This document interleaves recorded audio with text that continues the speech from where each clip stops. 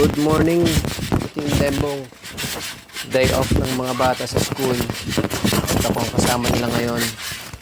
So, as usual, ako ang in charge. Ako ang chieftain dito. Ako ang tanod. At kung ano ang gagawin ko sa kanila, bahala na. Basta't mag-enjoy ang mga bata, yun yung importante.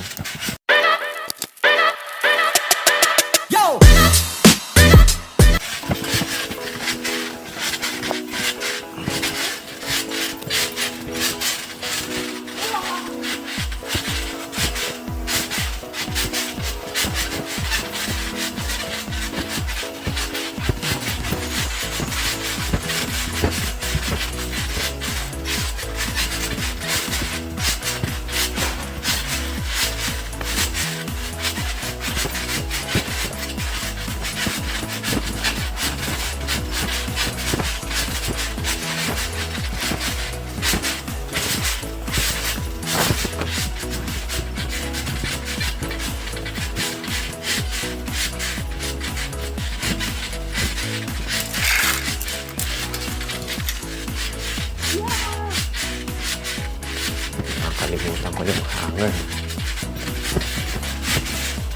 Maganda magsampay ngayon. Ito sakto at maganda yung sikat ng araw. Iba pa rin talaga yung iinitan yung mga damit. Kasi namamatay dyan yung mga bacteria.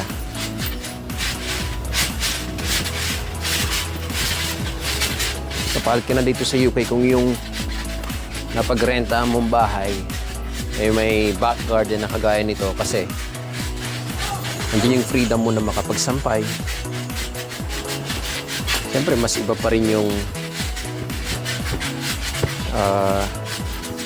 ay initan yung mga damit, lalo na yung mga uniforms na ginagamit namin ni Mrs. Kahit yung mga uniform din ng mga bata, of course. Summer na dito sa UK ngayon. Kaya mapapansin ninyo yung mga bata ko. Ayan, naka-shorts na sila, naka-sando na. Minsan nga paggabi, binubuksan na namin yung bintana eh.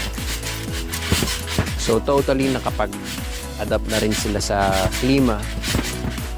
Malaking bagay din yung pinunta nila dito na dati winter, talagang malamig. Tapos yung transitioning nila from winter going to spring and then summer, maganda. Mas maganda yon. Kesa naman dumating ka dito ng excuse me. Dumating sila dito ng mainit na klima and then mararanasan nila yung winter. Come winter, yun talaga yung mahihirapan din sila. Well, either way, may kanya-kanyang advantage at disadvantage pa rin. Pero preferably, para sa akin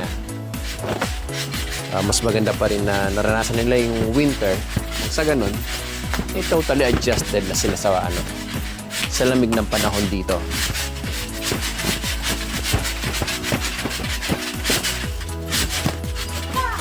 Ako mismo ang challenge ko nung itong nagdaang weeks, sobra yung hay fever ko. Ito kasi yung time na masyadong dito yung pollen.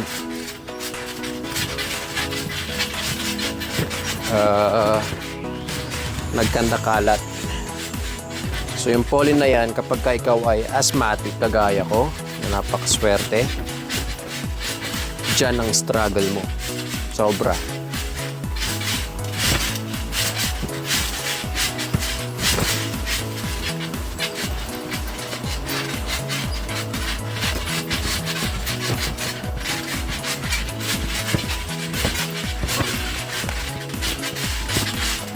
Sigurado mamaya tuyo na tong mga to. Pa-prioritize ko lang yung mga uniforms ng mga bata at saka ni misis.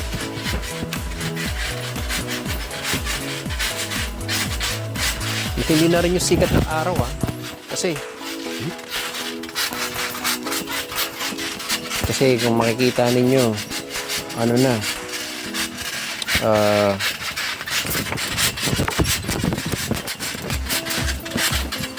kung makikita ninyo yung sikat na ng araw dito ay nakaka sunburn na rin. Sunburn na. Tan na kami. Real talk lang. Karamihan naman sa mga Pilipino dito kapag ka naiinitan, kabaliktaran ng mga locals. Kami naglo-long sleeve. Siyempre, sobra na tayo sa tan.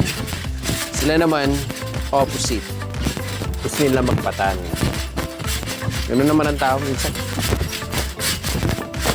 Kung meron yung iba, minsan gusto rin natin magkaroon. Which is hindi rin naman masama. Basta in moderation lang.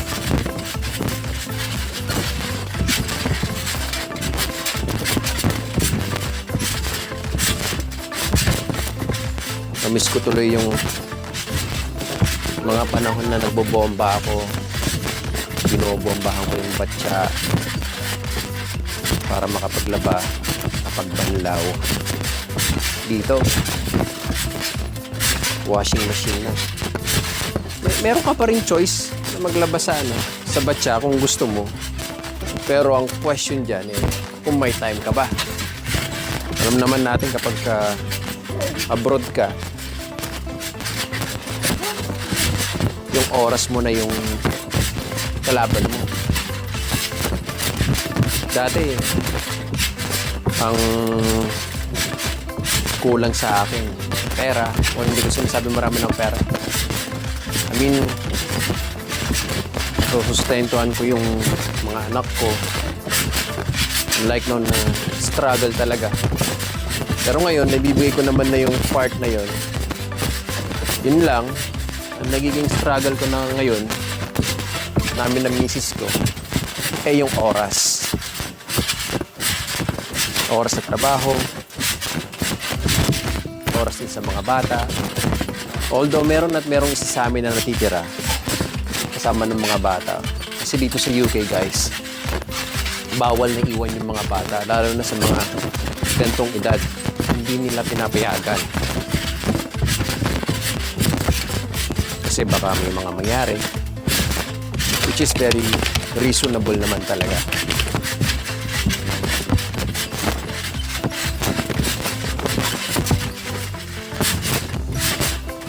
Sa Pilipinas daw, ang init doon ngayon. Halos umabot ata ng 50 something sa may bandang Zambales. Ewan ko kung gaano ka-accurate yung news na nabasa ko. Pero doon sa probinsya namin sa La Union, nawawalan na ng mga tubig sa mga poso.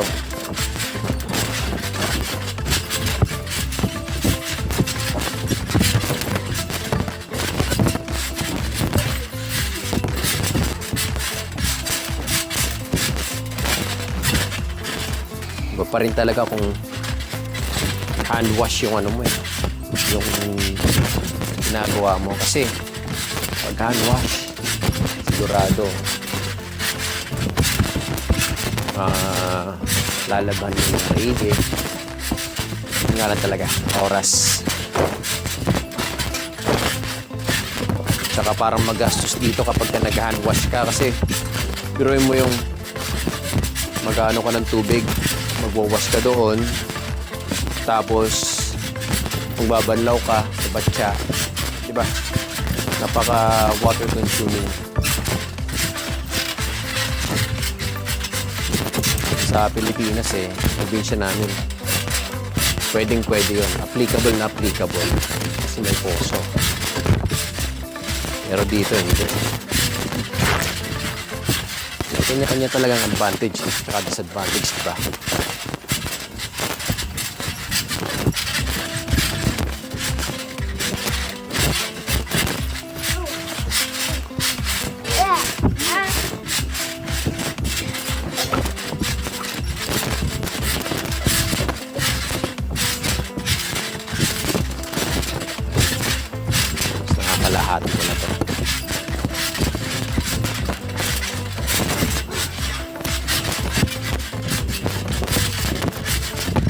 malapit na rin yung vacation ng mga anak ko. Mga 2 weeks na lang ata. Magbabakasyon na naman sila, and then ang resume ng class sa September na. Makakapagpahinga na sila. Pero enjoy naman sila sa school nila. Matter of fact, after ng school nila, kapag gabi, nagkwekwentuhan kami. Sila na mismo sasabi na excited sila na pumasok kasi may mga kaibigan sila, which is nakakatuwa talaga. Akala ko noon ang magiging main struggle namin mag-asawa is yung adaptability nila sa pagpasok nila sa eskwelahan kasi nga, di ba, new sets of friends, mag-a-adjust na naman sila. Pero siguro ganito na yung mga generasyon ngayon. Napakadali nilang mag-adapt. Ang dami nilang kaibigan. Tapos most of the time ang system kasi nila dito, ewan ko, sa observation ko lang, parang sa Pilipinas, academically inclined tayo. Ang ibig ko sabihin, mas marami yung time na ginugugol ng mga students sa academic studies. And then yung quiz, yung exam, meron din dito. Pero hindi ganun ka, madalang lang siya. Kasi more on play sila. Kaya nag-enjoy talaga yung mga bata dito. Kuya Eren, ito kaya mo? Jay classmates mo, Jay kwa? Jay Philippines, muna to UK. UK pa ya? Kaya nga kaya mo naging friends mo to eh?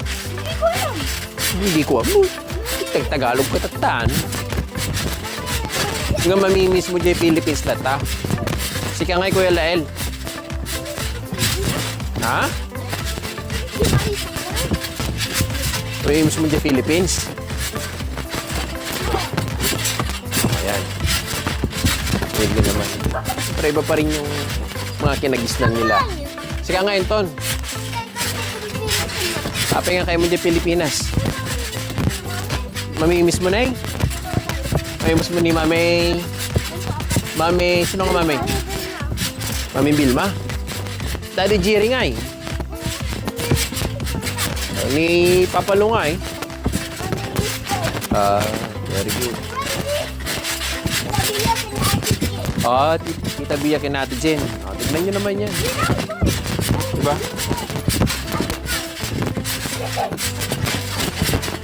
Sana wag nilang makalimutan yung childhood memories nila doon sa Pilipinas. Kahit din dito. Kasi napakagandang experience para sa kanila na galing sa Pilipinas and then magtra-transition sila abroad. Kasi kung ako yung nasa kalagayan nila, siguro kapag parang vivid na lang yung memories ko. Pero gusto kong i-ukit sa kanila kung ano yung mga naging memories nila doon sa Pilipinas, shares nila. Kasi hindi na nila mababalikan yan eh. Nagkakaroon na sila ng iba-ibang priority habang lumalaki sila. Parang tayo din. Kabataan pa natin. Parang tanda ako na talaga yun. Parang tanda na ako, magkukurenta na ako eh. Dati ang ano ko lang. Op, pababa na yung drone. Pababa na. Oh.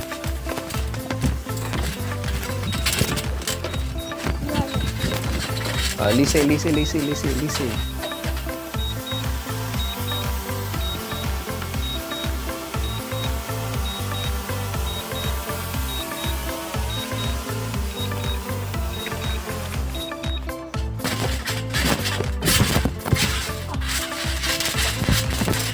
So yun na, iiba yung priority nila. Habang tumatanda. Gaya kung matanda na rin, iba na yung priority ko.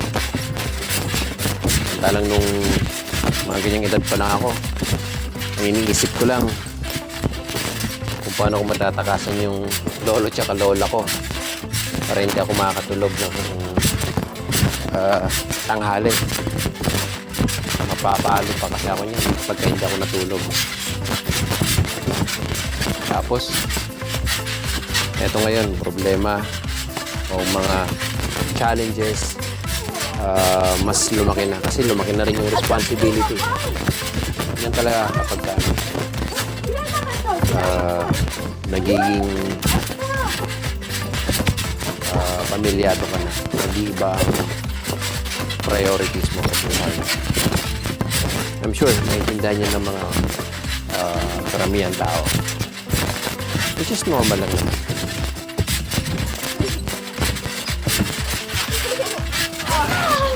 Itong mga medis kailangan ito mabilad eh.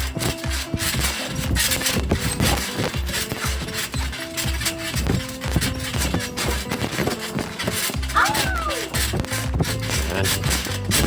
Almost done. Mamaya na ito siguro mga 2 hours. Tuyo na itong mga to. Pwede na ulit maglaba.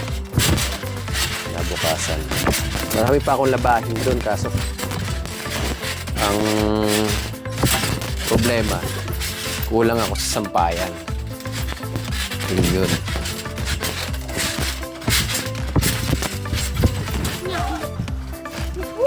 Kulang sa sampayan tapos syempre yung espasyo ng washing machine hindi naman niya kayang malabahan lahat kasi nga konti lang yung capacity ng washing machine.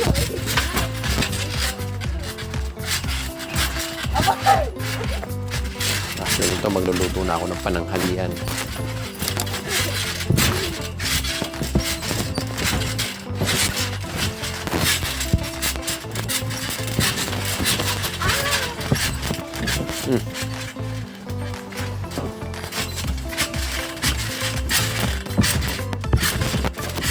Yan.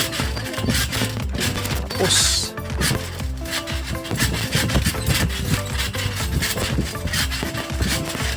iwan ko na ito dito kasi mamaya sinampay pa ako doon. Iwan ko na lang. So paano yan mga katindembong? Next time ulit. Thank you guys. Say bye bye. Bye bye.